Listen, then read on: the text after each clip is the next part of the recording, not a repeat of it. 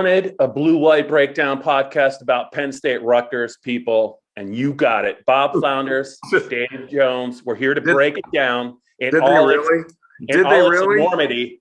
You wanted the best, you got the best. The hottest podcast in the world, the blue-white breakdown. That was an opening thing for Kiss, one of the songs, Detroit Rock City. You didn't go see Kiss, did you? No, but I had 8 tracks when I was a kid, and it was like Kiss Alive 1 or Kiss Alive 2. So I almost I have memorized like a lot of dumb Kiss songs. I have you for a sweet fan. No. Fox on the Run. No, sir. Yeah. Kiss. Maybe Faster Pussycat. 38 Special was in there, I think. Atlanta Rhythm Section. I'm so into you. Styx, of course. Styx, Aerosmith. Styx? Yeah. Oh, geez. You got to remember, we're talking about the mid to late 70s, and I don't care, man. That was it. No. Just because you were getting high somewhere in Ohio, Dave, doesn't mean I can't listen to Styx. Now we're going to do a little Procol Harum mini concert. Oh. Dave, I know that you've dissected this Rutgers offense and defense thoroughly. Where do you want to start?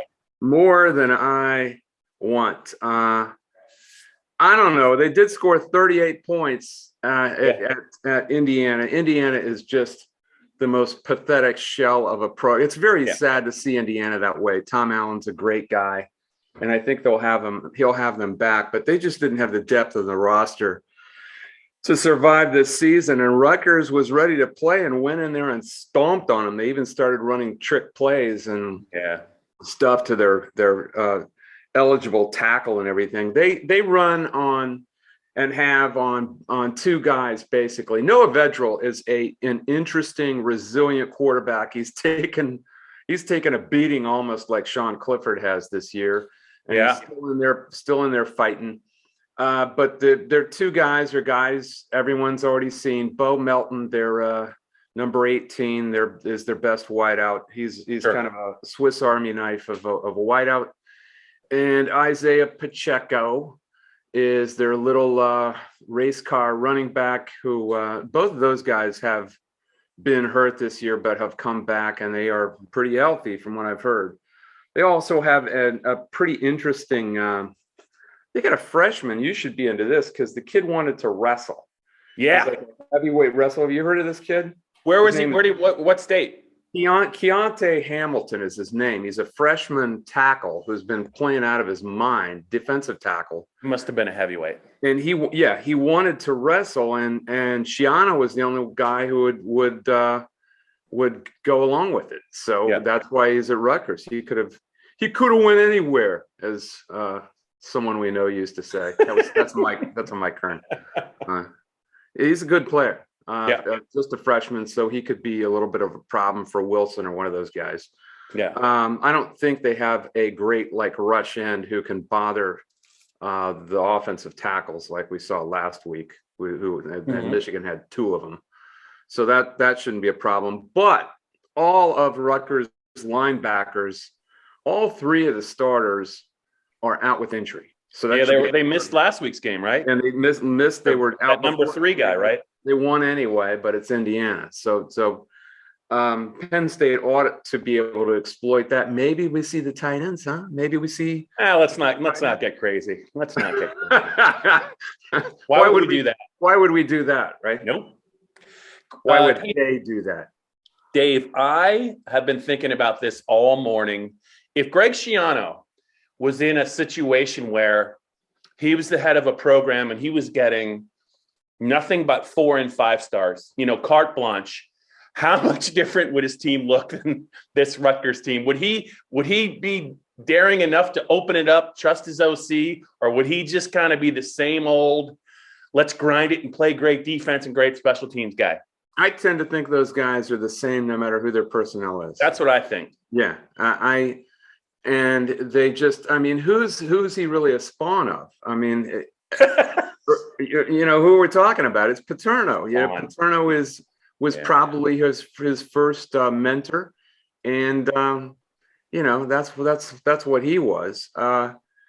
I also tend to think there are guys who do really well at rehabbing programs, but they're not so great with incredible talent. I mean, look, Schiano with Ohio State's talent was not a very good coordinator.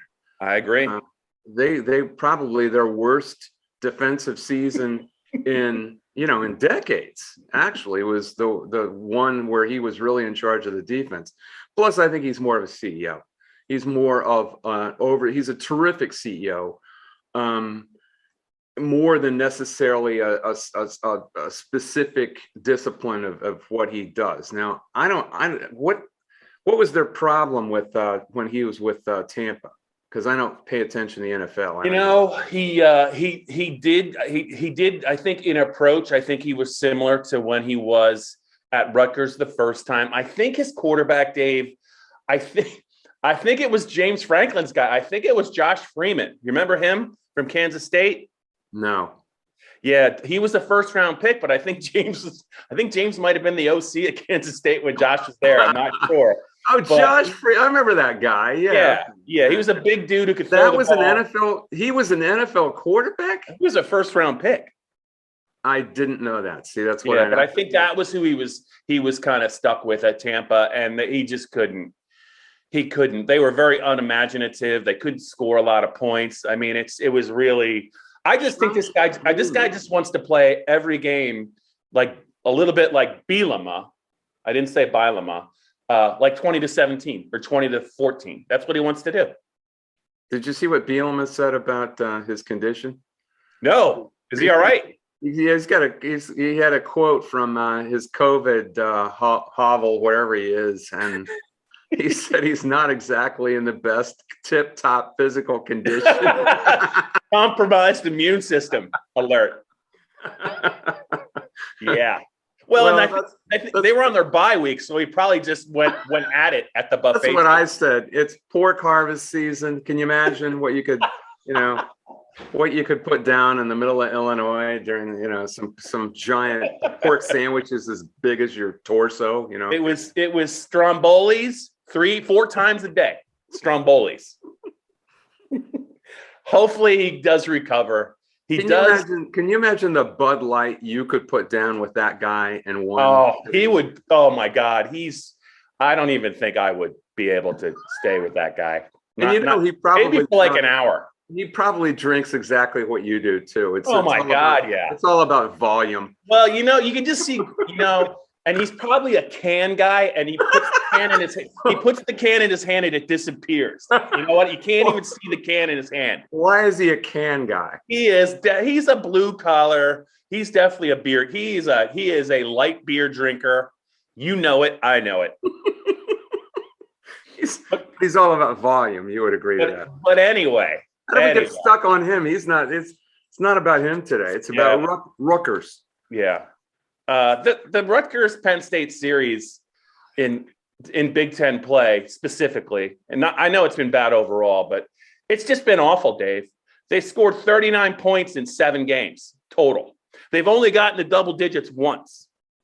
The funny part is they haven't been blown out. I know. They refuse Maryland to get blown out. Maryland has beaten them twice since we've been on the beat.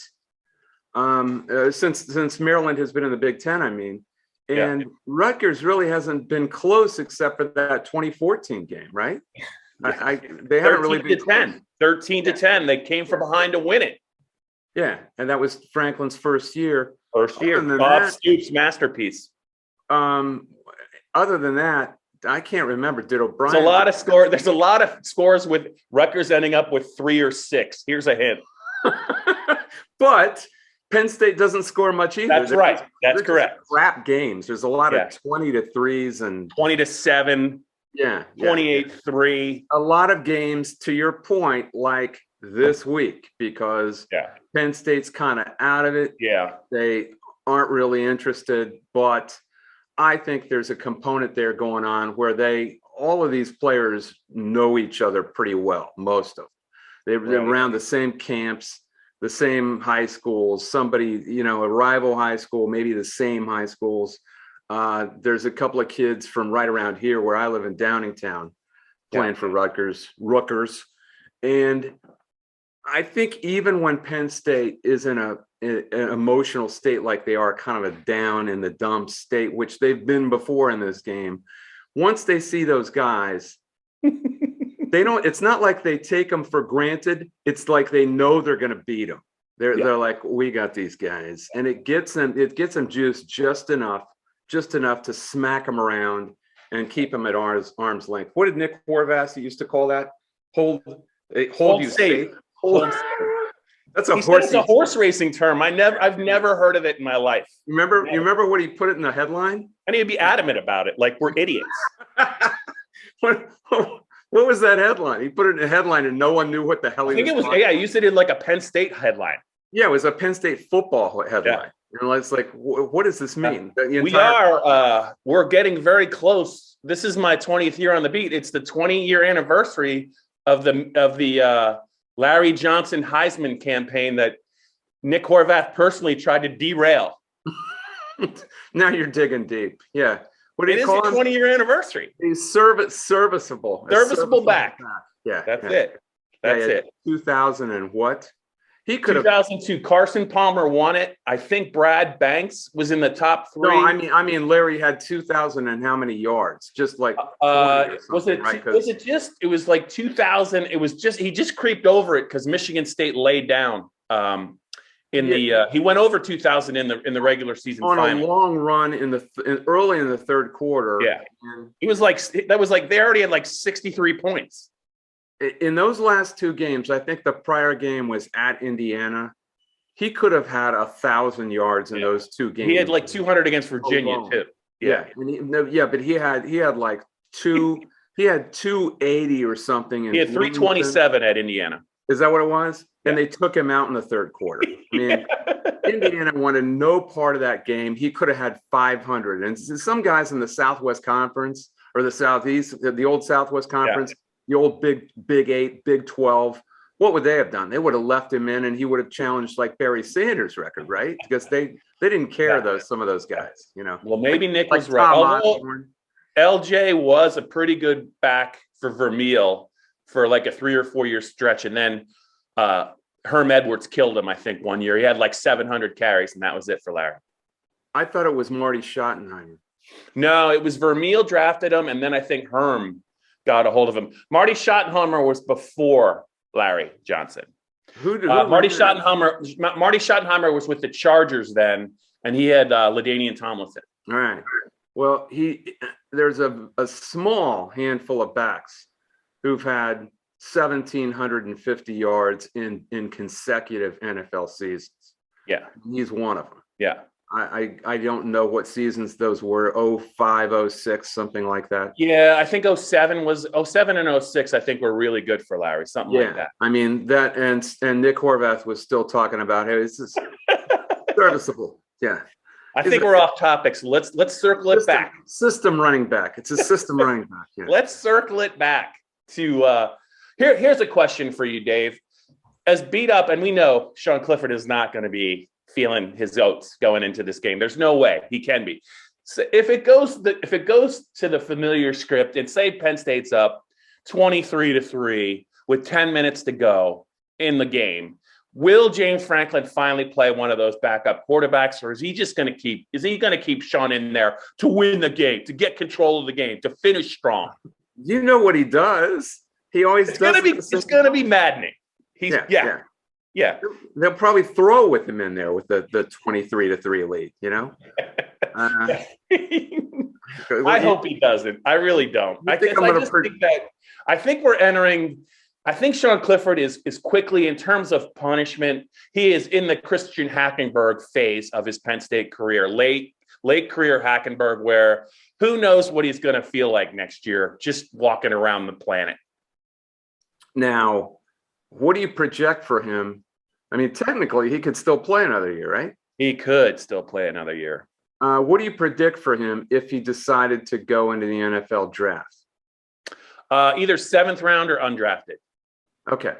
I just don't see why a team. I don't see him playing in the NFL. I mean, I'm trying to even think of him maybe as a backup, and he could probably do that. I could see him being a really good backup, but teams don't want to spend any capital at all on a career backup. So when you talk about the draft, you're not necessarily talking about his NFL future. You're just saying that an NFL club could pick him up as a free agent, put him on a practice roster. Maybe he works out, and maybe he turns into a back like the immortal Todd Collins, like Brian Hoyer, somebody like that. But he's bigger than Brian Hoyer. Yeah.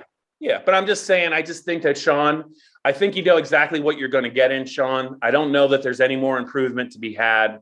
I think his flaws are his flaws. His strengths are that he can move around, and he certainly will take a hit to deliver a pass. And he's a guy that I think will care. You know, you don't have to worry about him. He's just going to care about football and little else. But I do think it's a little interesting conversation that will be had in the offseason with assuming everyone is back, Mike, James, and what will they say and how will they approach? It's that Sean is giving off signals like he could be encouraged to stick around for another year. He's probably emboldened slightly, Dave. And I know this is a stretch by what's happening with Kenny Pickett at Pitt, because Kenny Pickett was not exactly anything to write home about when we saw him. No, Penn State that 51-6 game, he was demoralized. And the 17-10 game wasn't that great either. He played better, though. But I saw stuff in him. I did. I always liked him. By the way, I noticed I had this on right before we began because I've got shirts from every college, so I had to change it. I had to change it to this, but that's what I had on this morning because I just happened to have it on. Penn State fans will understand. They always do with you. They always do. Why did I do that? Why did I do that? Karen, why did you do that? What do you think? Do you think Sean Clifford could come back? I don't know, but I don't think he should. I mean, I feel the same way about him that I did about my nephew. In fact, I encouraged my nephew to get out. Josh Jackson. If there's not a reason to continue for an NFL future, I don't know. I mean, maybe he does have an outside shot. He does. So that's the question. If he gets feedback that from a few teams that we could have him in a practice squad, then fine. But like you said, he's not going to show anything next year that he hasn't shown already. So why risk injury? Why risk Dotson next year? Right. Yeah. So why not just either do it this year or just get out and go live your life? That's what I would say. I mean, he might have just as good of a chance to land at some point on a practice squad with an NFL team this year than next year. I mean, I don't know. You know, you're just going another year with not getting paid. So. Yeah. Are we gonna talk about Michigan State, Ohio State at all? Yeah, we are. We have a little time. We're gonna make our Rutgers picks here in a minute, but until then, or actually, we could talk about Pitt. Actually, Pitt, Virginia is actually kind of an interesting game, and they've got. Is that Virginia? No, it's at Heinz. Ooh, I do like that Virginia coach. The BYU guy. He's had them ready to play every time I've seen them. They're not very good. I think they got smoked by Notre Dame, though. No, didn't they? Yeah, but they're always ready to play, and they've smoked some other teams too. So that's a pretty interesting game. And if Pitt wins it, then they go to Syracuse after that. They could be 10-2. Yes, and they're definitely, I think, going to win their division if they win one of those two games. Isn't that right? Yeah. Who else is so a little bit? They would be in the conference championship game. Who else? Who would they play in the conference championship? Wake Forest, right? I believe it. Yeah, it's got. Let me see if they're definitely in. They're definitely playing Wake Forest. Penn State fans are loving us talking about Pitt. I don't care. I mean, it's college football. It's college football. I mean, don't you want to talk about college football? I do. And I think Pitt's an interesting story because Clemson is way down. And what did Dabo say? Have fun while you can, because we're coming next year. Yeah, that's what Scott Frost said like 5 years ago, and look where we are. You always have to bring him up, don't you? I do. You've got a problem with him. Yeah, I did. Anyway, Michigan State, Ohio State. Do you give Michigan State any shot in collegiate? I do think that they have enough athletes, and I do think there's enough questions. I said it after the Penn State game, Dave. Ryan Day and Ohio State, they just want to outscore you. They're not necessarily, they want to get a couple stops on defense and take their chances with their offense. I know that over is 66, but unless the weather's I'd terrible, go over. Unless the weather's terrible, because Ohio State's going to get theirs. They could have easily scored 40 on Penn State. Oh, they're going to get theirs. A pretty good defense. Yeah. They're going to get theirs against that secondary. Yeah. And all those receivers are healthy. Yeah. Do you realize that Michigan State has allowed 305 completions this year? And that's 52 more than anybody in all of FBS. They made McNamara look like a Heisman Trophy candidate, and he's clearly Michigan doesn't even want to do that. He had a career day. Can you imagine what was a 95-yard crossing route? Can you imagine what Stroud and those wideouts? Yeah. Now Jackson and Jigba Smith is like joining Garrett Wilson and Chris Olave and Fleming doesn't even get on the field. Right. Marvin Harrison's better than Fleming too. Yeah, and I mean, he can just pick and choose. I don't really see Michigan State getting to him. So, Ohio State could score 60, and yet Ohio State's secondary is not very good. I don't think any part of their defense is great. And Michigan State has a terrific offense. They could score, we could be looking at 60 to 45 in that game. I would go over. Absolutely, unless I don't think they're getting any rain. I think it's just and it's up to 19, Dave. The problem with first of all, that's a lot of points. But the other problem is that means if Ohio State's up like 24 late in the game and their fourth team defense is in, they could give up the backdoor cover. I think the total would be my play too over. Over. And I really think that Ohio State's biggest challenge is going to be Michigan. And Michigan, buddy, could win that game. This is how I see it playing out. You should write a column about Sharkface if they do. Well, Michigan finally does beat Ohio State this year. And then they go to Indy and lose to Wisconsin. Well, that could absolutely happen. So, yeah, it could happen. That game they played earlier was not – that final score was all about Jack Cohn just stinking. No, not Jack Cohn. Graham Mertz.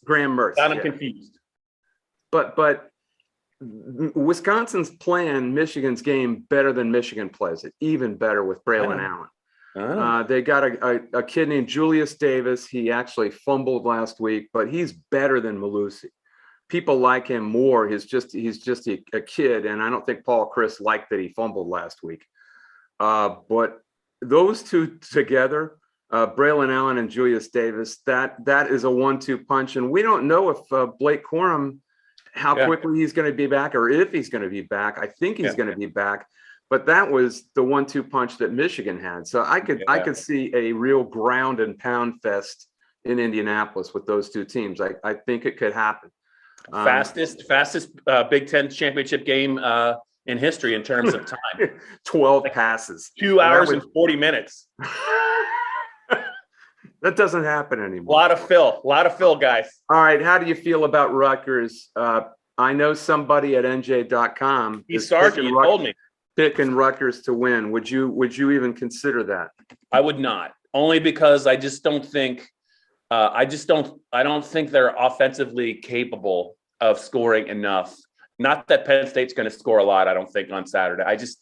I don't think they're going to be able to move the ball very successfully unless Penn State just completely, they turn the ball over 4 times, something like that. I think it's 20-6 Penn State. And I just think that, yeah, I do. I don't. It's like a game in the old black and blue division in the 70s. I know that there's only a couple ways Rutgers can win the game. And, even as bad as Penn State was at times last year, they went into Piscataway and won 23-7. And they were never even tested in that game. And they were bored then. They're going to be bored now.